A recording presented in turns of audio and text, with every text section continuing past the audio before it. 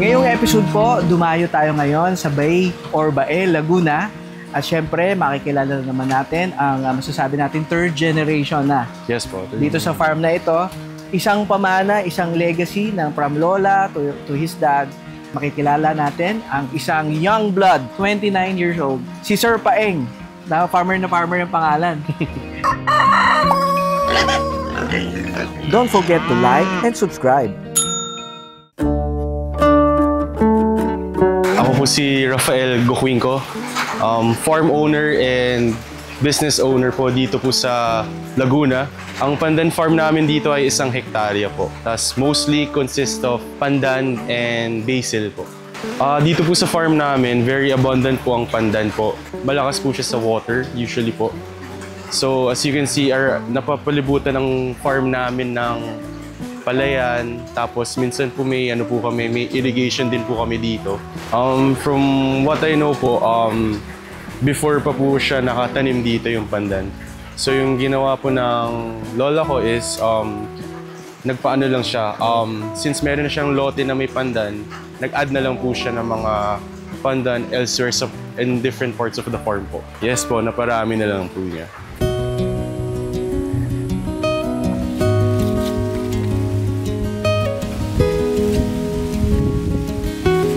This all started with my lola po kasi she was just single, so she wanted to earn and make a living out of something po. Nag-focus muna siya sa pandan, then nag-focus po siya sa mga basil until na naghanap siya ng mga clients in Manila po. Minanage mo po muna siya ng lola ko, then after a while, nung pandemic, my father and I and my brother with also my tito, tinuloy na lang po namin yung farms.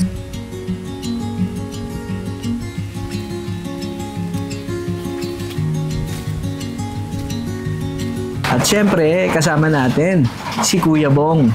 Hindi ito ang Bong ng nagkarlan. Ngayon naman ito ang Bong na magpapandan dito sa Bae, Laguna. Yan, kayo po ay matagal na nagtatrabaho dito kay Sir Paeng. Dito kay Sir Paeng, ano pa lang ako, maglilima pa lang. Pero sa simula di sa sa farm na ito, 27 na ako. Oh wow, 27 years. So inabutan niyo pa si Lola? Siya ako talagang boss mo. Oh, ano pangalan ni Lola? Si Estepania. Lola Estepania. Ayan. So ano ba yung mga inabutan mo na tanim niya noon dito na tinulungan mo siya? Itong yung kagaya ng coriander, yung kapraw, burapa. So sa usaping pandan, paano ba to itinatanim? Kukunin lang yung suwi. Yung pinakaanak. Tapos, ano lang sa lupa. Diretso tanim na. Ayan. Meron ba tong panahon na mas maganda itanim? Tag-ulan ba o tag-araw? Walang panahon yan, basta pag may malapit sa tubig. Ang kailangan niya malapit sa tubig. Matakaw siya sa tubig. Diyan sa tubig siya sa tubig siya gumaganda Laging basa O, kailangan. So, ito sa lawak nitong 1 hektarya, dinidiligan mo? May pandilig yan. Meron na. So, sa ilalim may parang binubuksan lang ang sprinkle dyan. Diretso na. So, ito ibig sabihin, almost more than 27 years na rin itong mga pandan na ito. Ang iba niya, nasa 30 na. 30 years na. So, hindi siya parang kailangan palitan, hindi katulad ng mga iba. Yung mga basil, every 6 months nagpapalit. Ang pandan, tuloy-tuloy. Tuloy-tuloy yan. Kukuha ng suhi ngayon. Yan. Ayan. So, anong patingin mo, Kuya? May ugat na yung suhi na kinuha mo? Oo. Meron na. Pakita natin. Ayan. May ugat.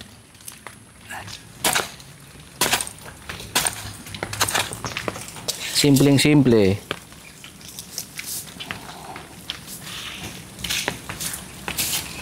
May pagitan ba? Kahit magkadikit, okay lang. Yan. So, ganyan ang layo ng pagitan. So, magtatanim. Halos 1 metro per kwadrado. Bakit kailangan may ganun kalayo ang... Gawa ng bilis ng humaba niyan.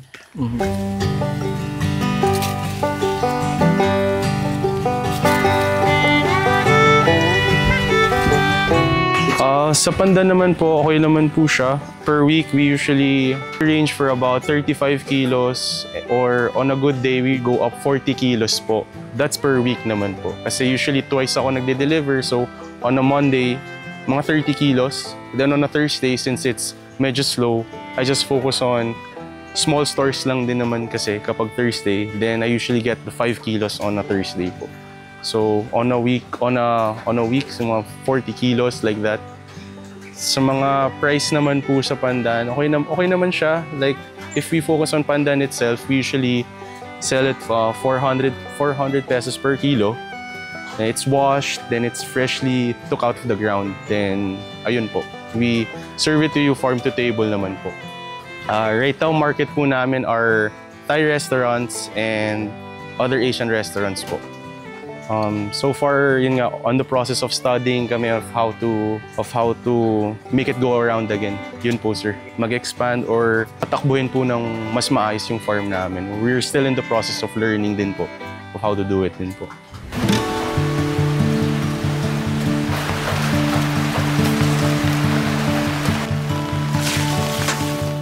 Right now kasi yung pandan nito is usually we use it for flavoring and for fragrance sa kitchen po. Usually mga clientele namin Thai restaurants or Asian restaurants. I usually see them whenever I deliver. I usually go behind the kitchen tapos nakikita kung ano ginagamit nila. Usually I see them wrapping the pandan sa mga pandan chicken nila. Then minsan may mga coconut sticky rice sila. Gumagawa sila ng knob out of the pandan. Then they blend it sa rice para medyo fragrant yung kanin kapag kinakain ng mga guests. Gumagawa sila ng puto. Then they use the pandan as like a cup para isi-steam na lang. So lasang puto, lasa rin pandan.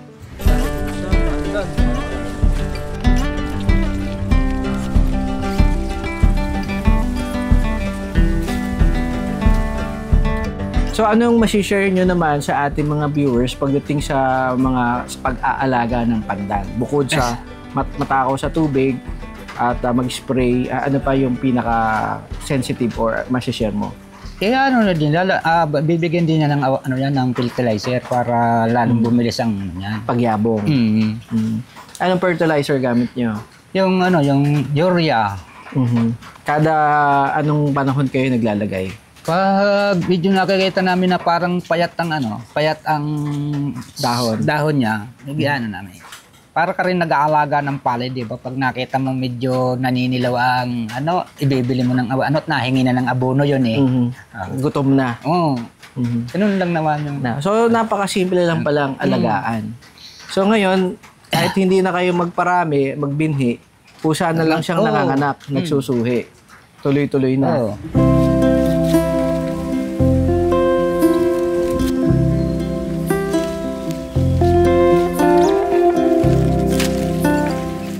My lola passed away noong 2020. Early COVID po. Early COVID days. But it's not COVID.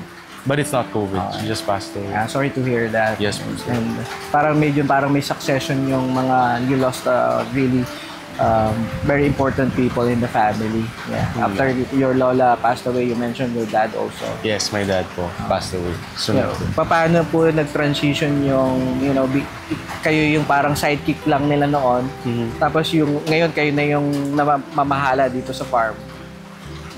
In transition, I wouldn't say big shoes to fill siya, pero it's just that you just need to keep on doing with what you have po. So from once my lola was here before, she was doing this, the farming po. And then napunta po sa dad ko, then yun po, he was also doing this, big shoes to fill din kasi syempre pinapagana yung business. Then when my dad was after my dad naman, yun nga, ito na po tayo ngayon. Ito yung present day, which is me and my brother.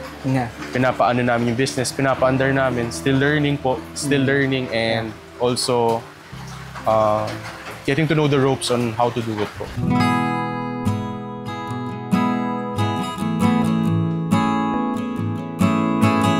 So kwento mo naman, Kuya Bong, ano yung mga memories mo nung nandito pa si Lola? Ano siya, mahigpit, strikta o masiyahin? Ay sadyang yun. Kaya lang, magkasundo kami. Kuha ko ang ugali noon eh. Ano yung pinaka lagi niyang paalala sa'yo?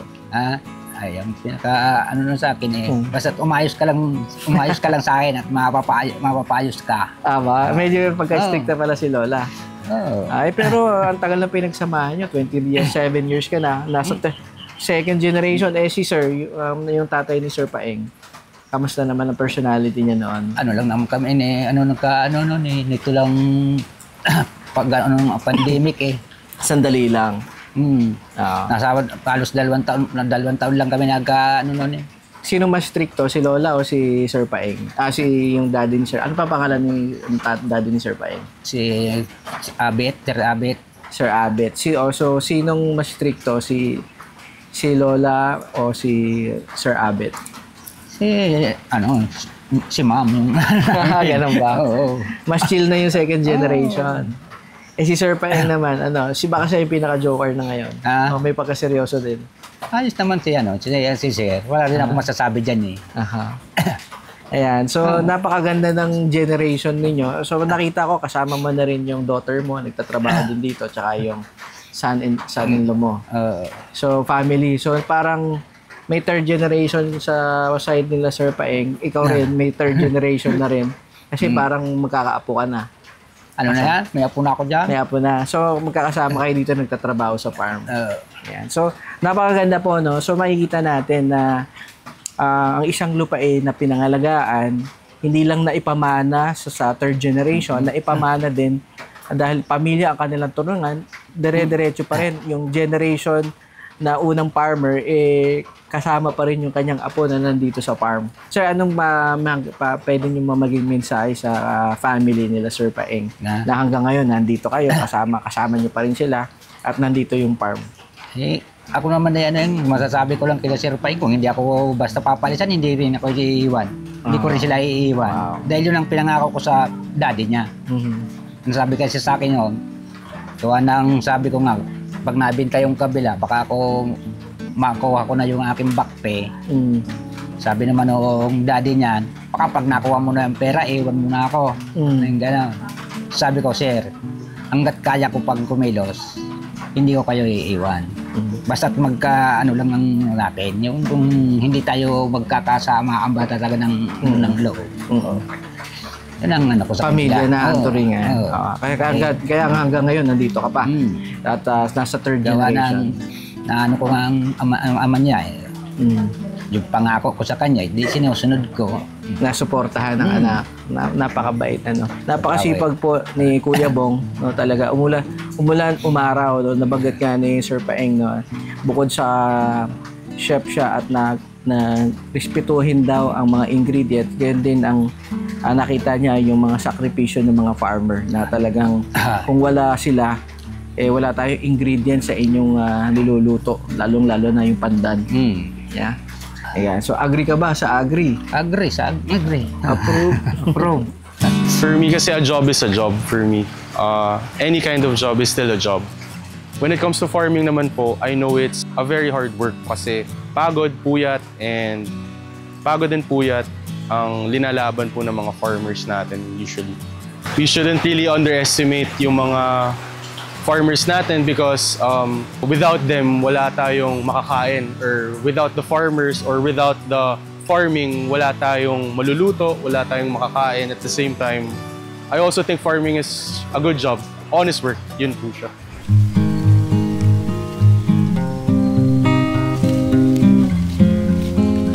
If you plan to buy pandan from us or order pandan from us, I would like to say thank you po if ever na pipiliin nyo kami as your source for pandan. We will assure you na lagi siyang fresh from the ground, washed, cleaned, and tama ang timbang niya if ever na gusto nyo po mag-order sa amin. And di po kayo mapapahiya kasi maganda po ang pandan namin usually po. Ayan, so isang ehemplo para sa ating lahat at like what I've said, isang pamana na pinangangalagaan at pwede pa rin ipasa sa susunod na henerasyon. Hopefully, tulungan po natin ang pag-grow ng kanilang business at tangkilikin natin ang kanilang produkto. Bukod pa sa pandan, ano pa ba ang mga produce nyo dito? Besides pandan naman po, we also have basil, We have 2 types of basil naman, sir. Holy basil and Thai basil. We also have a specific type of coriander, which is sawtooth. Pumunta po kayo sa description and mag-add to cart na lang. Sir, imbitahan nyo na sila. I would like to invite you to subscribe and watch Agri sa Agri. Sir, agree ka ba sa Agri? Yes po, sir. Agri Yeah, po sa approved. Agri. Don't forget to like and subscribe.